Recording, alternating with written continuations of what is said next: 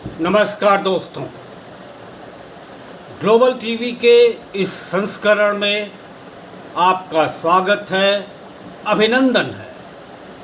जी हाँ, आज 2 अक्टूबर है। 2 अक्टूबर यानी महात्मा गांधी का जन्मदिन। मोहनदास करमचंद गांधी दुबले पतले शरीर के, कमर में एक आधी धोती बांधे हुए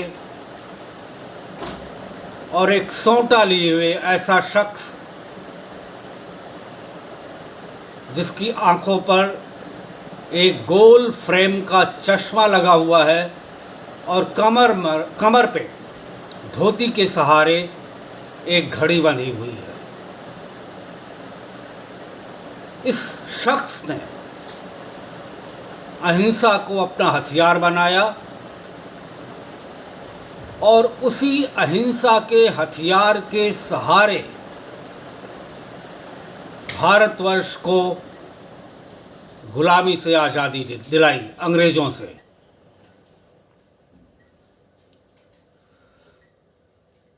तो आज हम महात्मा गांधी की जयंती मना रहे हैं और अभी कल ही राहुल गांधी ने, जी हाँ, राहुल गांधी ने धर्म पर और हिंदू धर्म पर एक लंबा चौड़ा लेख लिखा है। आशा है कि ये लेख उन्होंने ही लिखा होगा और हिंदू धर्म के बारे में लीक से हटकर कई बातें बताई हैं। कई बातें उसमें ठीक हैं, कई बातें उनकी अपनी व्याख्या लगती हैं। जैसे कि उन्होंने कहा, हिंदू धर्म ऐसा है जो सबको आत्मसात करे। बात ठीक है, लेकिन ये कहना मंदिर जाने वाले लोग, जनेऊ पहनने वाले लोग, पूजा पाठ करने वाले लोग, उनको वो हिंदू नहीं मानते, तो उनको ये जानना चाहिए कि हिंदू धर्म कई सिद्धांतों पर आधारित है, अगणित सिद्धांत हैं। योग जिस तरह कई तरह का होता है, उसी तरह कर्मकांड भी कई तरह के होते हैं। तो कोई एक कर्मकांड करने वाला एक हिंदू हो और दूसरा कर्मकांड करने वाला वो हिंदू ना हो, कोई जो कुछ भी ना करता हो वो हिंदू ना हो, ऐसा कुछ नहीं है। हिंदू धर्म ये है कि जिस जीवन पद्धति को आप अपना सकें, सनातन की जिस जीवन पद्धति को, वो सब हिंदू हैं। आज फिर से आते हैं उसी पर कि आज महात्मा गांधी की जयंती है और ऐसे में जब धर्म पर और हिंदू धर्म पर बहुत दिनों से बहस चलती आ रही है।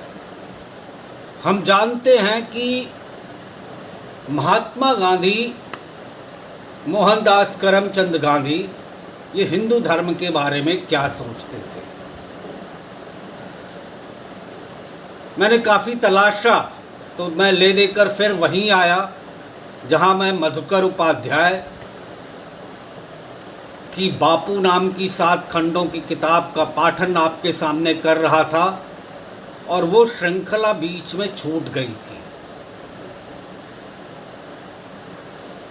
उन्हीं 7 किताबों में मैंने ढूंढा तो 2 जगह मुझे उनकी धर्म से जुड़ी बहस नजर आई। पहली बहस जो उनकी है वो है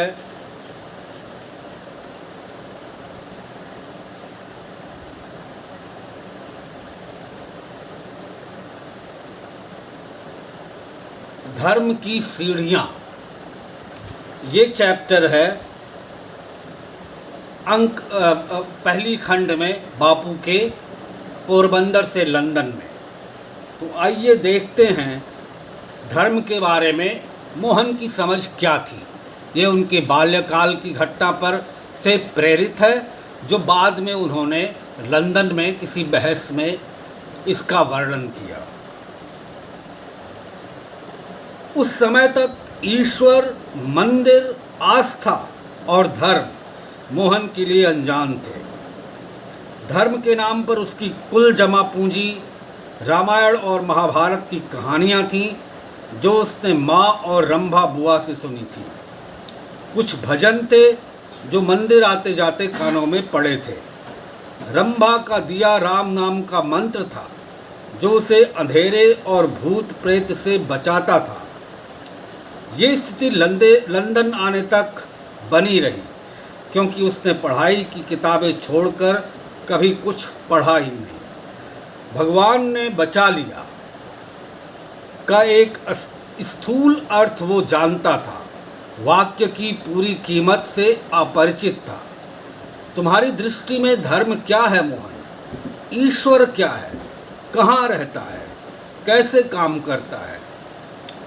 इन सवालों का जवाब गीता में अवश्य होगा। थियोसॉफिकल सोसाइटी के 2 अंग्रेज मित्रों ने पूछा तो उसे शर्म आ गई। उसने गीता पढ़ी नहीं थी। संस्कृत में हाथ तंग थे सो अलग, गुजराती अनुवाद तक नहीं देखा था। वे दोनों भाई गीता का एडविन आर्नोल्ड का अनुवाद पढ़ रहे थे और मूल संस्कृत में उसे पढ़ना चाहते थे।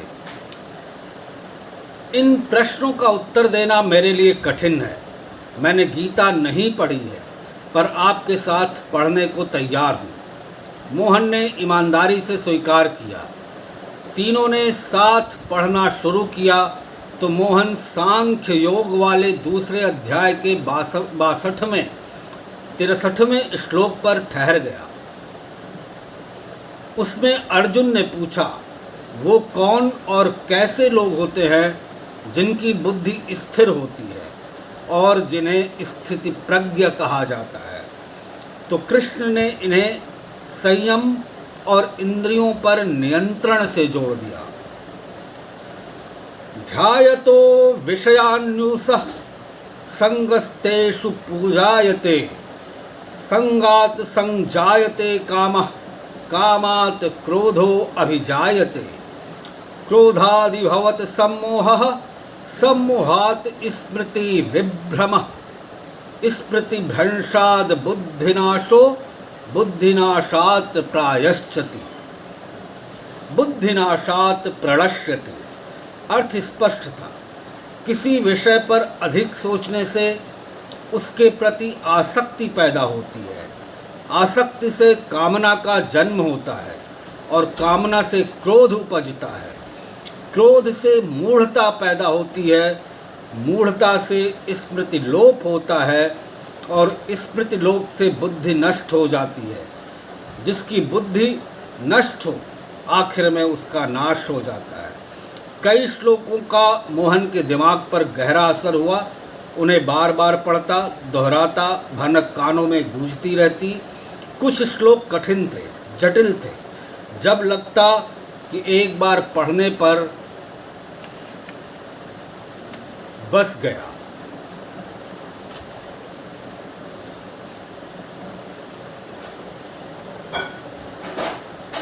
उनकी महानता, वीरता और सादगी अपूर्व थी। तुम्हें थियोसॉफिकल सोसाइटी में शामिल हो जाना चाहिए। कहो तो हम मैडम ब्लेवास्की से बात कर लेंगे। धर्म में तुम्हारी रुचि गहरी है, ये तुम्हारे लिए अच्छा होगा। दोनों बरतानवी भाइयों ने कहा, मैं खुद को इस योग्य नहीं पाता। अपनी पात्रता संदिग्ध मानता हूँ। तुम अपने प्रति बहुत कठोर हो मोहन। पात्रता का फैसला तुम्हें नहीं करना चाहिए। अच्छा होगा ये निर्णय सोसाइटी पर छोड़ दो। मेरा धर्म ज्ञान नहीं के बराबर है। जब तक मैं अपनी संतुष्टि के हिसाब से ज्ञान ना हासिल कर लूँ, किसी पंथ में शामिल नहीं होना चाहता। ये ना मेरे लिए ठीक होगा, ना उस पंथ के लिए, क्योंकि अधकचरापन किसी काम का नहीं होता। मोहन ने साफ कह दिया। जवाब से दोनों निराश हुए, पर इसके बाद उसे सोसाइटी का सदस्य बनाने का मुद्दा उन्होंने दोबारा नहीं छेड़ा। सरमन्स ऑन द माउंट पर मोहन जिस गंभीरता से बात करता, ईसाई धर्म प्रचारकों को लगता कि उसकी रुचि ईसाइयत में बढ़ रही है। ऐसा मानने वाले दूसरे लोग भी थे जिन्हें उम्मीद थी कि वो एक ना एक दिन ईसाई धर्म स्वीकार कर लेगा। जब मौका मिलता ईसाइयत की खूबियाँ गिनाता, अपने धर्म को सर्वश्रेष्ठ बताते, उसे उकसाते। एक दिन उसने प्रचारकों के सामने अपना मन खोलकर रख दिया। मैं मानता हूँ कि हिंदू धर्म में कुछ दोष हैं, कमियाँ हैं, लेकिन ऐसा कोई धर्म नहीं है जिसमें कमियाँ ना हो। कुछ ना कुछ खामी सब में है। अगर कोई धर्म वाकई निर्दोष होता तो मैं इस बारे में सोचता, पर एक दोषयुक्त धर्म छोड़कर दूसरे दोषयुक्त धर्म में जाना मुझे समझ में नहीं आता। धर्म कॉलेज में दाखिले की तरह तो नहीं है कि जो कॉलेज पसंद आया, जो विषय अच्छा लगा, चुन लिया। मोहन का मानना था कि धर्मशास्त्र और दुनिया के कुछ धर्मों का मामूली ज्ञान इंसान को बचाने के लिए पर्याप्त नहीं है। इसका अमल इम्तिहान मुसीबत की घड़ी में होता है। इसका असल इम्तिहान मुसीबत की घड़ी में होता है। उस समय भी संकटग्रस्त आदमी को पता नहीं चल पाता कि उसे छुटकारा कैसे मिला, किसने दिलाया। नास्तिक संकट से बचता है तो वो कहता है कि संयोगवश बच गया। आस्तिक कहता है ईश्वर ने बचाया। ये एक अनुमान भर है, उससे अधिक कुछ नहीं। सच्चाई क्या है दोनों को नहीं पता होता। जो संयम है, क्या वही संयोग नहीं है? संयम हो और उसे ईश्वर का आवास मान ले, यहाँ तक ठीक है, पर संयम का घमंड हो तो सिर पर हथौड़े की तरह पड़ता है, क्योंकि वो अंततः मन की स्थिति है। घमंड टिक नहीं पाता, धूल में मिल जाता है। ऐसे में शास्त्र ज्ञान थोथा लगता है। मोहन जितनी बार सोचता, यही समझ पाता कि उसका ज्ञान अधूरा है। इतना समझने लगा था कि स्तुति, उपासना, प्रार्थना भ्रम नहीं है। उतना ही सच है जितना हमारा खाना पीना, उठना बैठना, शायद उससे अधिक। या शायद यही सच है, बाकी सब झूठ। बशर्ते प्रार्थना गले से नहीं, दिल से निकलती हो। वो पवित्र तभी हो सकता है जब मन साफ हो, पूर्ण नम्रता हो। अपवित्र मन की प्रार्थनाएं निरर्थक हैं। ये भी सोचता कि कलुषित मन वाले आस्तिक और निर्मल मन के नास्तिक में कौन वरेण्य है, वो किसके साथ खड़ा होगा। जिन दिनों मोहन इस उधेड़बुन में था, चार्ल्स ब्रैडरलॉ का निधन हो गया। अंतिम संस्कार वोकिंग की बुकवुड सिमेट्री में हुआ। उस रोज कब्रिस्तान में 3000 से ज़्यादा लोग मौजूद थे। आसपास रहने वाले हिंदुस्तानियों में से एक भी ना बचा होगा। मोहन उसमें शामिल था। आजीवन उनका विरोध करने वाले कई पादरी ब्रैडरलॉ के प्रति सम्मान प्रकट करने आए थे। सिमेट्री से लौटते समय रेलवे स्टेशन पर ब्रैडलॉ के एक समर्थक नास्तिक और पादरी के बीच विचित्र चर्चा हुई। क्यों भाई साहब, आप कहते हैं ना कि भगवान है। हाँ, मैं कहता तो हूँ, पादरी ने धीरे से जवाब दिया। तो क्या आप मानते हैं कि पृथ्वी की परिधि 28,000 मील है? उसने हंसकर पूछा, जैसे पादरी पराजित हो गया हो। जी बिल्कुल सही है। तो फिर ये बताइए कि ईश्वर का कद कितना बड़ा है और वो रहता कहाँ है? अगर आप समझना चाहें तो मैं कहूँगा कि वो हमारे दिलों में रहता है। बच्चों को फुसलाइए साहब, बच्चों को। हमें बच्चा ना समझिए। नास्तिक ने विजेता की तरह आसपास खड़े लोगों की तरफ देखा और मुस्कुराते हुए प्लेटफार्म के दूसरे हिस्से की ओर चला गया। ट्रेन आने में अभी समय था। पादरी चुपचाप खड़े रहे। नास्तिक के व्यवहार को लेकर मोहन का मन खिन्न हो गया। इस संवाद ने नास्तिकता के प्रति उसकी अरुचि बढ़ा दी। तो एक चैप्टर तो ये हुआ, आस्तिक नास्तिक के बीच जंग, ईसाइयत और सनातनी धर्म, हिंदू धर्म के बीच बहस, और ईश्वर के प्रति बढ़ती मोहनदास करमचंद की रुचि। तर्कों के माध्यम से। ये इस चैप्टर में हमने देखा। और मोहन कैसे कैसे धर्म के प्रति आसक्त हो रहा है, इसकी बात हमने सुनी। अब हम आते हैं कि मोह, मोक्ष और ब्रह्मचर्य के बारे में मोहनदास करमचंद गांधी यानी महात्मा गांधी की क्या सोच थी।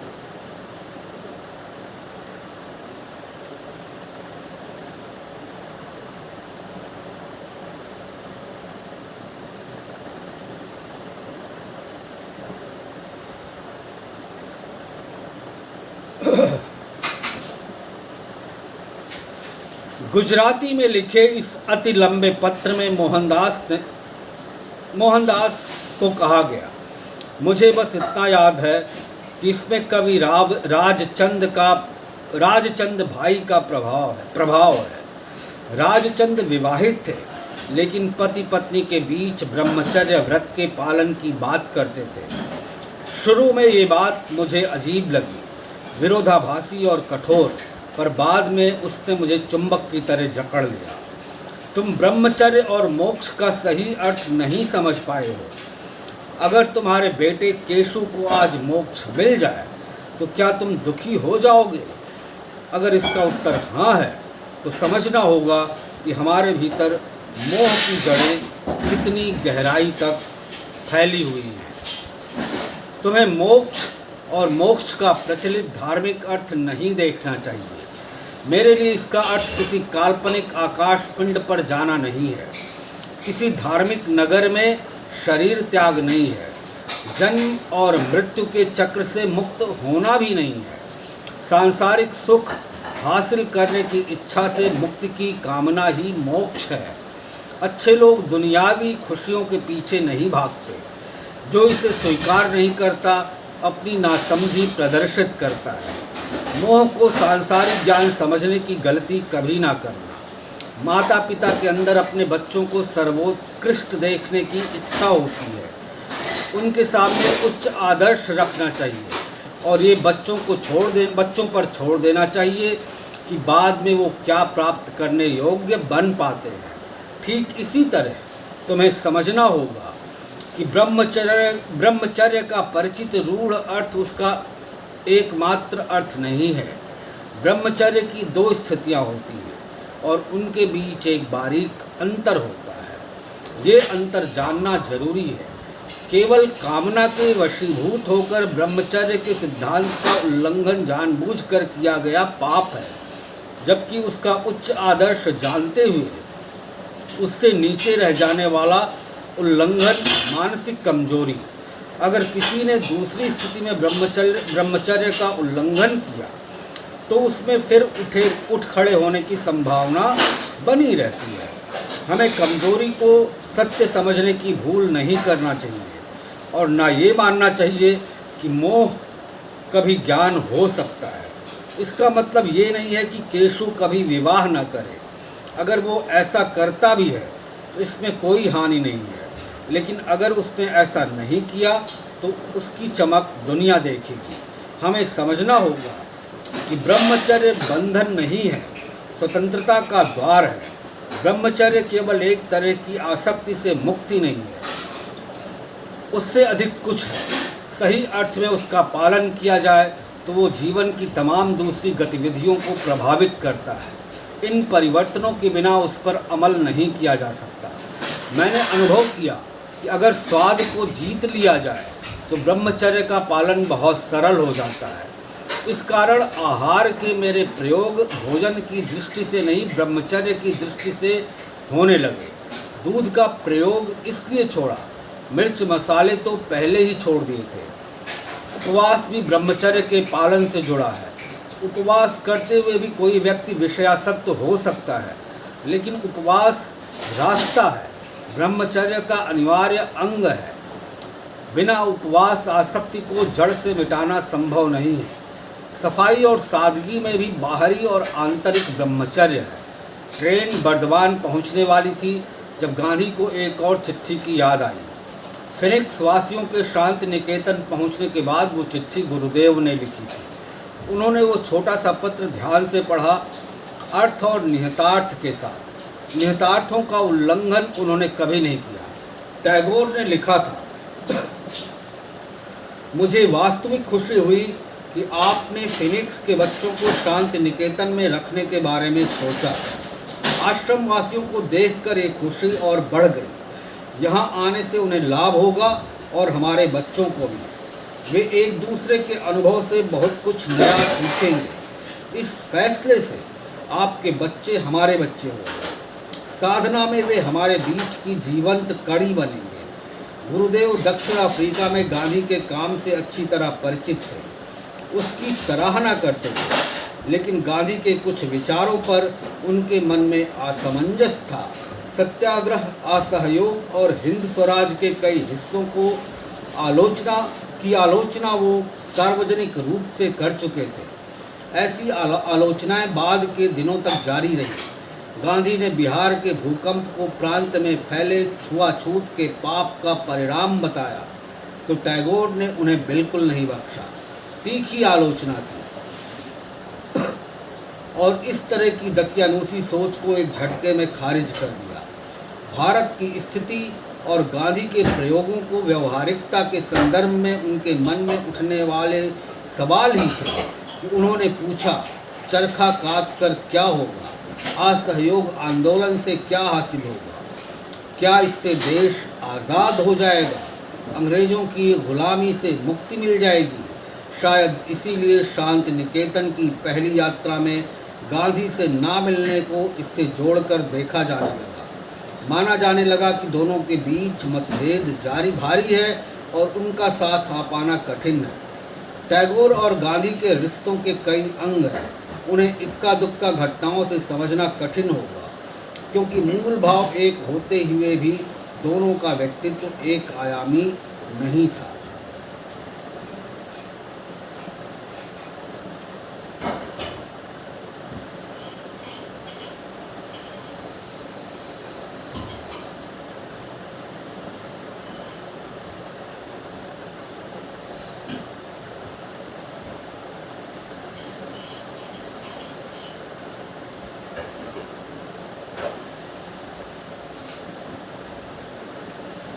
तो ये देखा आपने मोह, मोक्ष और ब्रह्मचर्य और धर्म के बारे में गांधी के सोच की एक थोड़ी सी झलक मिलती है। लेकिन आज 2 अक्टूबर के रोज़ इस बात पर प्रकाश डालना कि गांधी जी की सोच का एक अंश आपसे शेयर कर सकूं, साझा कर सकूं, मैंने ज़रूरी समझा और आशा करता हूं कि आपको भी धर्म के मायने समझने में, हिंदू धर्म के मायने समझने में इससे थोड़ी मदद मिलेगी। गांधी जयंती की हार्दिक शुभकामनाओं के साथ मैं विदा लेता हूं। फिर हाजिर होऊंगा किसी और मुद्दे पर। तब तक दीजिए विदा। धन्यवाद। जय हिंद।